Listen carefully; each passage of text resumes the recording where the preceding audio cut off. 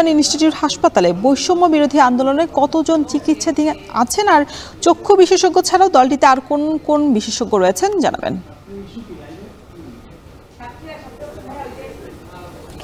দর্শন, চীন থেকে গতকাল 10 জন বিশেষজ্ঞ চিকিৎসকের একটি প্রতিনিধি দল এসেছে বাংলাদেশে। তাদের মধ্যে চক্ষু বিশেষজ্ঞ যেমন রয়েছেন, তেমনি অর্থোপেডিক বিশেষজ্ঞ রয়েছেন, এছাড়া আরও অন্যান্য বিভিন্ন রোগ বিশেষজ্ঞ চিকিৎসকরা রয়েছেন যারা চীনের স্বনামধন্য চিকিৎসক, এবং তারা বাংলাদেশে এসে মূলত যারা এই হাসপাতালে অর্থাৎ চক্ষু বিজ্ঞান ইনস্টিটিউটে যারা ভর্তি রয়েছেন তাদের চিকিৎসা করছেন।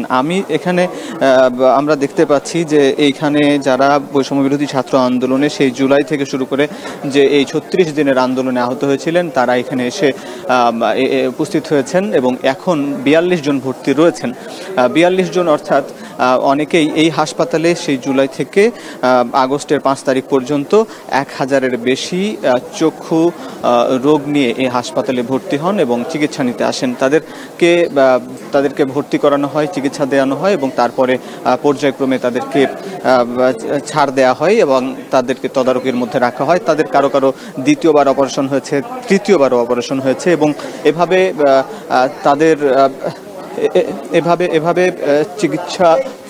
তারা চিকিৎসাধীন রয়েছেন। এবং আজকে 42 জন এসেছেন। কেউ নিয়মিত তারা তদারকির মধ্যে আসেন, কেউ আজকে যারা এসেছেন তাদের মধ্যে অনেকেই ঢাকার যারা বাসিন্দা তারা রয়েছেন, এবং ঢাকার বাইরেও বিভিন্ন জেলার অনেক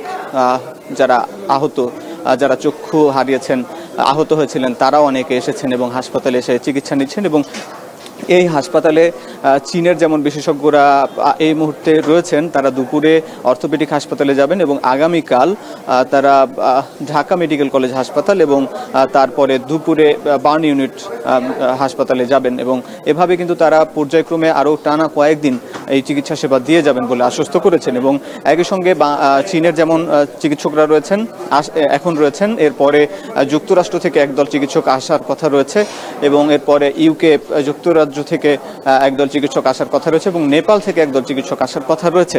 এবং তারা নিয়মিত বাংলাদেশের এই যে যারা বিভিন্ন সময় আন্দোলনে আহত হয়েছেন তাদেরকে আরও উন্নত চিকিৎসা কীভাবে দেওয়া যায় সে ব্যাপারে তারা সহযোগিতা করবেন। এবং মূলত অন্তর্বর্তী সরকারের প্রধান উপদেষ্টা ডক্টর মোহাম্মদ ইউনূসের যে চাহিদার আলোকেই তারা এসেছেন এবং পর্যায়ক্রমে আসবেন। এবং যারা এখানে হাসপাতালে চিকিৎসা নিতে এসেছেন সেই রোগীরাও তারা বলছেন, অন্তর্বর্তী সরকারকে ধন্যবাদ জ্ঞাপন করেছেন যে তাদেরকে এই দ্রুততম সময়ে উন্নত চিকিৎসা দেওয়ার ব্যবস্থা করে দেওয়ার জন্য। এই ছিল রওশন এই চক্ষু বিজ্ঞান ইনস্টিটিউট হাসপাতাল থেকে।